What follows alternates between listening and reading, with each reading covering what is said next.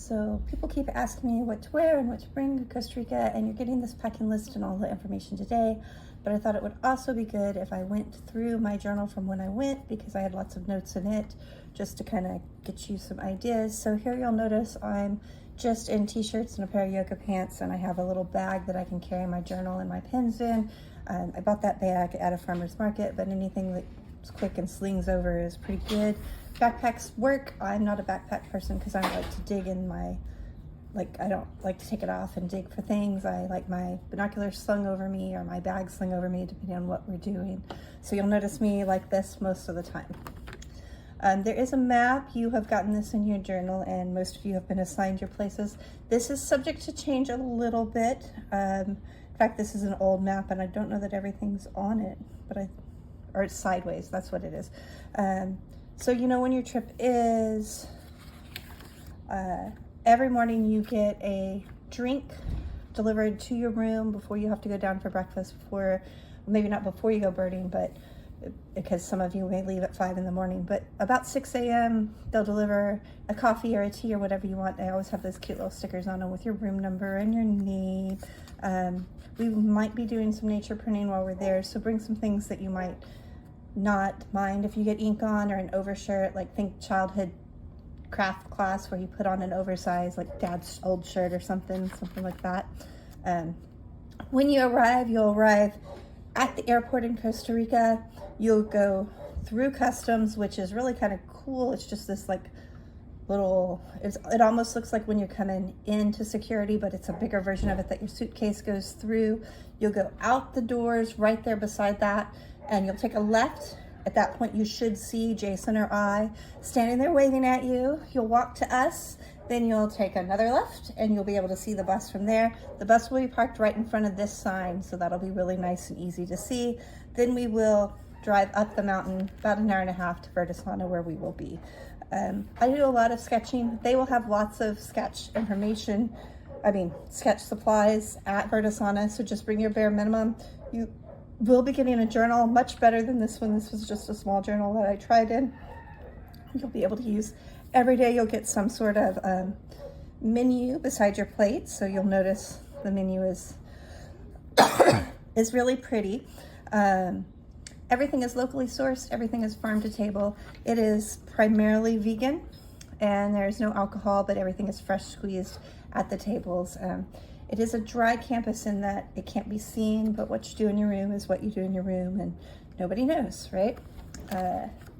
So again, another good morning sticker from my drinks, some pictures of the area where we will be going. There is a river that runs through it. We will spend some time there. I highly encourage you to get to it in your free time when you can.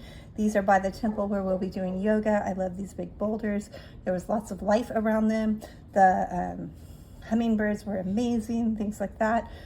Again, at breakfast, right beside breakfast, right outside breakfast, they have a huge area where they feed every day. That's where I got a lot of my birds while I was there. We will have a bird guide.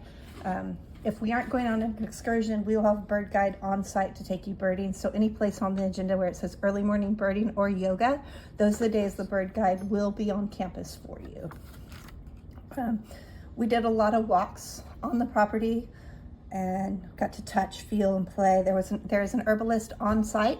We will be doing an herbalist walk, so if you want to know what the plants are, what their medicinal uses are, what they are locally used for, we're going to learn all of that one day when we are there. If you haven't figured out by now, this coati is my favorite little mammal there in Costa Rica, and I love him, or her, them, a whole lot, and I'm hoping we get to see tons of them while we're there. Again, a nice, pretty menu here.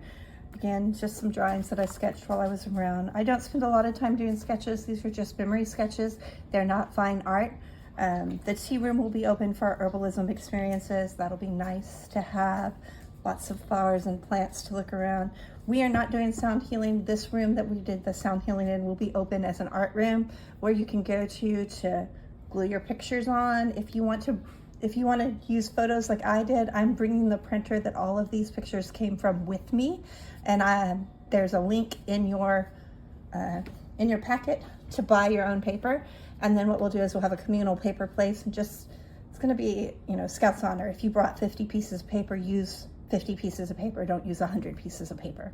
So that is kind of what I'm planning on doing with this. The squirrels were pretty cute. I didn't get a good picture. I didn't bring the good camera with me. That is definitely changing.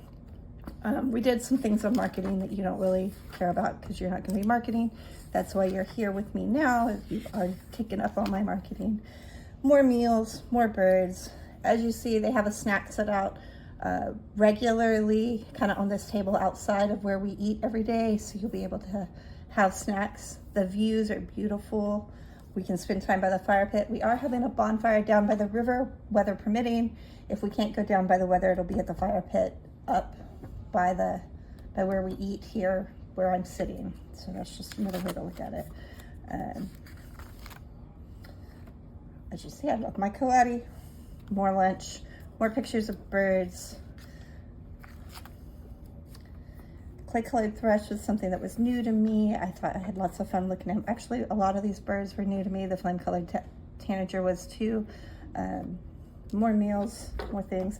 The guava was in bloom when I was there in September. I don't know if it will be when we are there, but we could eat them right off the trees, which is really exciting to me. Again, some more quick drawings. Nothing that I did in a hurry. And I think that's all I have in here because, like I said, this was a 2-day trip just to get us started. But again, nothing fancy. Don't bring your after 5 attire. Bring field gear, which are just like your Columbia pants or your shorts. The highs will be in the 80s. So even though they're complaining of a heat wave, we will be very comfortable while we are there. No reason, like I said, no reason to dress up. Shorts and a t-shirt, or field pants and a t-shirt. Good shoes to walk in because everything's uphill or downhill. Be another thing to think about. Bring your binoculars if you want to see things close. Bring your camera if you want pictures. I did tell the bird guide that we didn't have anybody who had a lens. They would cost more than our house. So make sure that I didn't lie there. Let me know if you are bringing that kind of camera because he will adjust our walks accordingly. Other than that, I'm really, really excited and can't wait for you to be there with us. Have a great one.